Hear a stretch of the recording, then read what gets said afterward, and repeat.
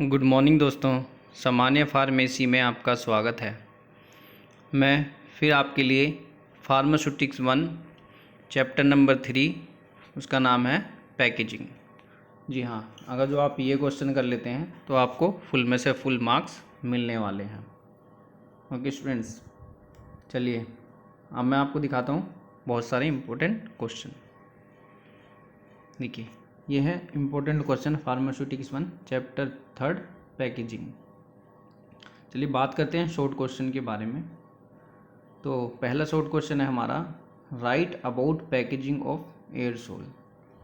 तो एयरसोल की जो पैकेजिंग है वो किस प्रकार करते हैं हम, ठीक है।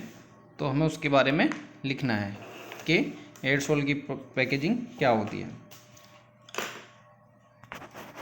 और इसमें हम एयरसोल की परिभाषा लिखते हैं तथा उसका इंट्रोडक्शन भी लिखते हैं। एयरसोल क्या होता है, जैसे कि तो एयरसोल एक ऐसी प्रणाली है जिसमें औषधि का निकास स्पीड या तरल गैस पर डाले गए दबाव पर निर्भर करता है, और वो दबाव किस से बनता है, प्रोपेलेंट का इसमें एक प्रयोग किया जाता है। ओके स्टूडेंट, तो इस तरीके से हमें इसके बारे में लिखना है। What is the propellant. तो प्रोपेलेंट क्या है उसके बारे में हमें बताना है कि प्रोपेलेंट होता क्या है। तो हमें इसमें लिखना है कि प्रोपेलेंट का उपयोग क्या होता है। चलिए मैं बता देता हूँ आपको थोड़ा सा प्रोपेलेंट के बारे में। प्रोपेलेंट का प्रयोग कंटेनर के भीतर जो होता है वो उसमें दाब उत्पन्न करने के लिए किया जाता है। यानी कि प्रोपेलेंट से क्या होता है, उसमें जो हमारे ये बॉडी स्प्रे वगैरह रहते हैं, मूवी स्प्रे वगैरह रहते हैं, जो उनमें क्या है, दाब उत्पन्न करने के लिए प्रोपेलेंट का उपयोग किया जाता है। फिर क्वेश्चन नंबर 3 के बारे में बात करते हैं, give the desirable feature of container.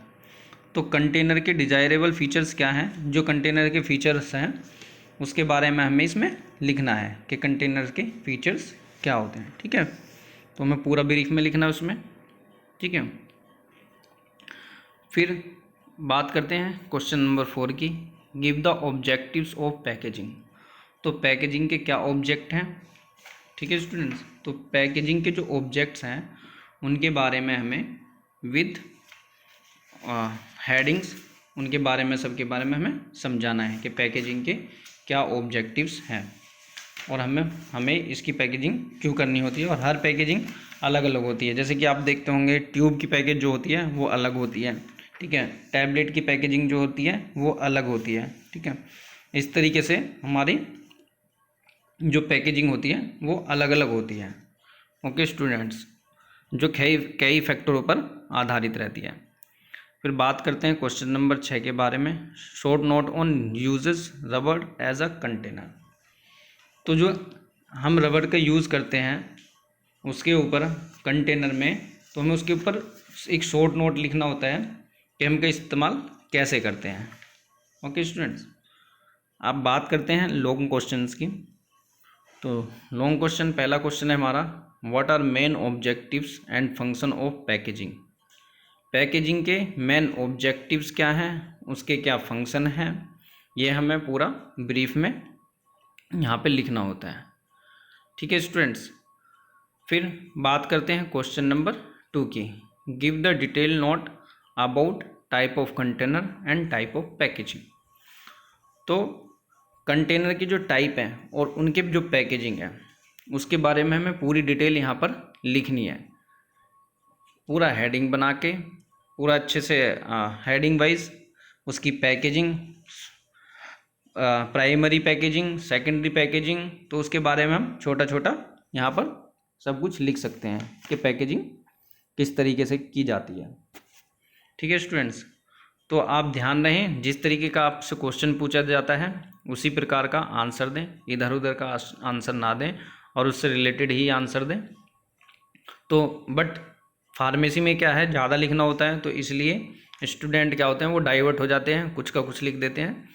आप ज़्यादा लिखें बट उससे रिलेटेड लिखें, तो इससे क्या होता है, जो टीचर होता है वो आपके मार्क्स को कट नहीं करता और पूरे से पूरे मार्क्स देता है, ठीक है स्टूडेंट। अब बात करते हैं चैप्टर नंबर 4 की, इसमें मैं आपको बताऊंगा साइज रिडक्शन के जो भी है जितने भी शॉर्ट आंसर हैं और लॉन्ग आंसर, और वो भी इम्पोर्टेंट क्वेश्चन। बात करते हैं short question chapter number 4 size reduction. तो इसमें देखेंगे पहला क्वेश्चन है what is the size reduction, right the name of machine of size reduction. तो हमें क्या करना है, इसमें साइज रिडक्शन के बारे में लिखना है और सिर्फ मशीन का नाम बताना है कि साइज रिडक्शन की मशीन जो होती हैं वो कौन कौन सी होती हैं, और इसमें हमें ये नहीं बताना कि उसका क्या कार्य होता है, सिर्फ हमें साइज रिडक्शन मशीन के बारे में ही यहाँ बताना है। ठीक है स्टूडेंट्स, तो साइज रिडक्शन कई कई प्रकार होते हैं, उसमें कई बार पूछा जाता है कि उसके कितने मेथड भी पूछ लिए जाते हैं और कौन कौन सी मशीनें यूज़ होती हैं वो भी पूछा जाता है। जैसे कि साइज रिडक्शन के मेथड होते हैं, जैसे कि आपका कटिंग है, कंप्रेशन है, इम्पैक्ट है, इस टाइप से ये सब चीज़ें पूछी जाती हैं। तो अब इन क्वेश्चन को देखकर आप तैयारी कर सकते हैं। फिर क्वेश्चन नंबर है 2, give the construction and working of fluid energy mill. तो फ्लूइड एनर्जी मिल जो होती है, आपको क्या क्या लिखना है इसमें, सिर्फ उसका वर्किंग और उसका कंस्ट्रक्शन। तो वो कंस्ट्रक्शन कैसे बनी हुई होती है, फ्लूइड एनर्जी मिल बनी कैसे है, कंस्ट्रक्शन में उसका वो लिखना है कि वो बनी कैसे है फ्लूइड एनर्जी मिल। फिर दूसरे और उसमें लिख सकते हैं कि उसका वर्किंग और कंस्ट्रक्शन। कंस्ट्रक्शन जैसे कि उसमें ग्राइंडर होता है, नोज़ल ग्राइंडर नोज़ल होता है, वेंटिफीडर होता है, क्लासीफायर होता है, इस तरीके से उसके बारे में हमें इसका कंस्ट्रक्शन लिखना होता है।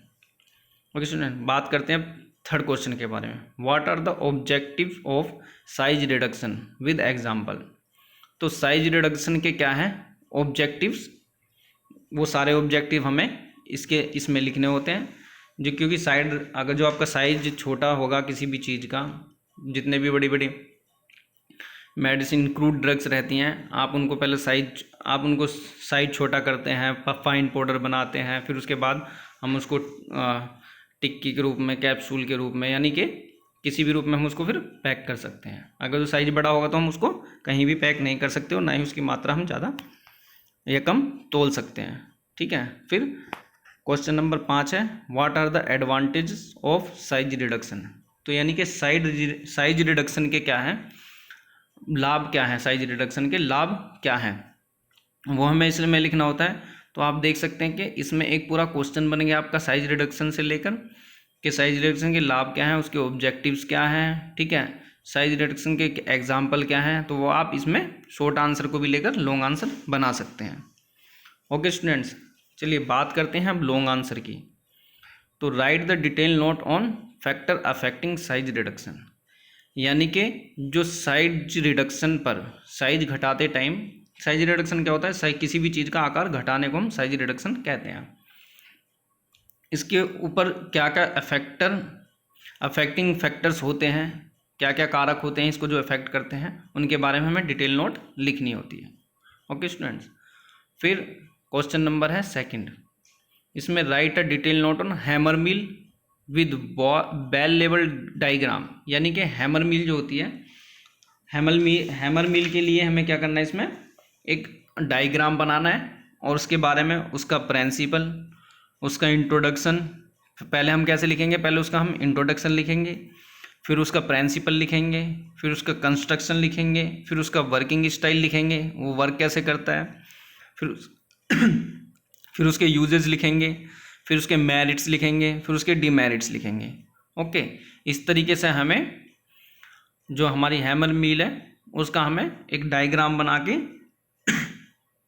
इसका आंसर देना होगा।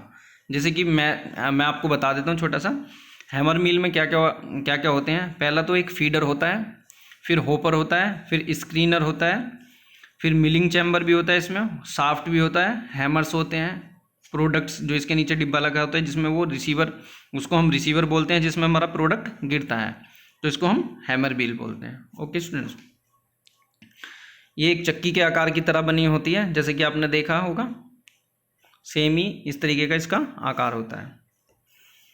ओके स्टूडेंट्स, अब बात करते हैं give the different method of the size reduction. तो साइज रिडक्शन के यानी कि आकार घटाने के जितने भी डिफरेंट अलग अलग मेथड हैं उनके बारे में हमें यहाँ ब्रीफ में पूरा लिखना है कि उनके क्या क्या मेथड है। ओके स्टूडेंट्स, तो स्टूडेंट्स मैं आशा करता हूँ कि आपको मेरा ये वीडियो पसंद आया होगा, और मैं ये आशा करता हूँ कि इस तरीके से बच्चों की अच्छी तैयारी भी हो जाती है और बच्चे पढ़ भी लेते हैं, तथा उनको कभी भी एग्ज़ाम में वो बैठते हैं तो उनको कोई कन्फ्यूज़न नहीं होता।